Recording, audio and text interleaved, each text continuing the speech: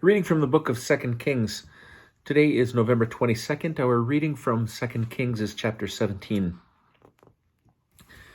In the 12th year of King Ahaz of Judah, Hoshea son of Elah became king over Israel and Samaria for 9 years. He did what was displeasing to the Lord, though not as much as the kings of Israel who preceded him. King Shalmaneser marched against him, and Hoshea became his vassal and paid him tribute. But the king of Assyria caught Hoshea in an act of treachery. He had sent envoys to King So of Egypt, and he had not paid the tribute to the king of Assyria as in previous years. And the king of Assyria arrested him and put him in prison. Then the king of Assyria marched against the whole land. He came to Samaria and besieged it for 3 years. In the 9th year of Hoshea, the king of Assyria captured Samaria. He deported the Israelites to Assyria and settled them in Halah, at the river Habor, at the river Gozan, and in the towns of Media. This happened because the Israelites sinned against the Lord their God, who had freed them from the land of Egypt, from the hand of Pharaoh the king of Egypt.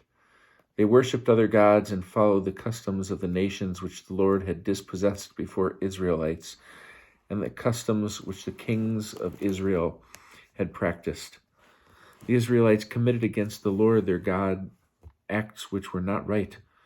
They built for themselves shrines in their settlements, from watchtowers to fortified cities. They set up pillars and sacred posts for themselves on every lofty hill and under every leafy tree. And they offered sacrifices there, all at the shrines, like the nations whom the Lord had driven into exile before them. They committed wicked acts to vex the Lord, and they worshipped fetishes concerning which the Lord had said to them, "You must not do this thing."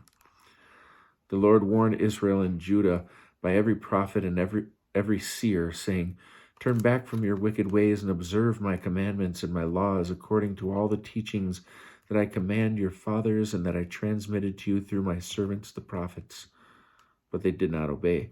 They stiffened their necks like their fathers who did not have faith in the Lord their God. They spurned his laws and the covenant that he had made with their fathers and the warnings he had given them. They went after delusion and were deluded. They imitated the nations that were about them, which the Lord had forbidden them to emulate. They rejected all the commandments of the Lord their God. They made molten idols for themselves, 2 calves, and they made a sacred post, and they bowed down to all the hosts of heaven, and they worshipped Baal. They consigned their sons and daughters to the fire. They practiced augury and divination, and gave themselves over to what was displeasing to the Lord, and vexed him. The Lord was incensed at Israel, and he banished them from his presence. None was left but the tribe of Judah alone. Nor did Judah keep the commandments of the Lord their God. They followed the customs that Israel had practiced. So the Lord spurned all the offspring of Israel. He afflicted them and delivered them into the hands of the plunderers, and finally he cast them out from his presence. For Israel broke away from the house of David, and they made Jeroboam son of Nebat king. Jeroboam caused Israel to stray from the Lord and to commit great sin. And the Israelites persisted in all the sins which Jeroboam had committed. They did not depart from them. In the end, the Lord removed Israel from his presence, as he had warned them through all his servants, the prophets. So the Israelites were deported from their land to Assyria, as is still the case. The king of Assyria brought people from Babylon, Cutha, Ava, Hamath, and Sepharvaim, and he settled them in the towns of Samaria in place of the Israelites. They took possession of Samaria and dwelt in its towns. When they first settled there, they did not worship the Lord, so the Lord sent lions against them, which killed some of them. They said to the king of Assyria, "The nations which you deported and resettled in the towns of Samaria do not know the rules of the God of the land. Therefore he has let lions loose against them, which are killing them, for they do not know the rules of the God of the land." The king of Assyria gave an order. "Send there one of the priests whom you have deported. Let him go and dwell there, and let him teach them the practices of the God of the land." So one of the priests whom they had exiled from Samaria came and settled in Bethel. He taught them how to worship the Lord. However, each nation continued to make its own gods and to set them up in the cult places which had been made by the people of Samaria.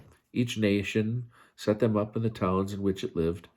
The Babylonians made Succoth-Benoth, and the men of Cuth made Nergal, and the men of Hamath made Ashima, And the Avites made Nibhaz and Tartak, and the Sepharvites burned their children as offerings to Adramelech and Anamelech, the gods of Sepharvaim.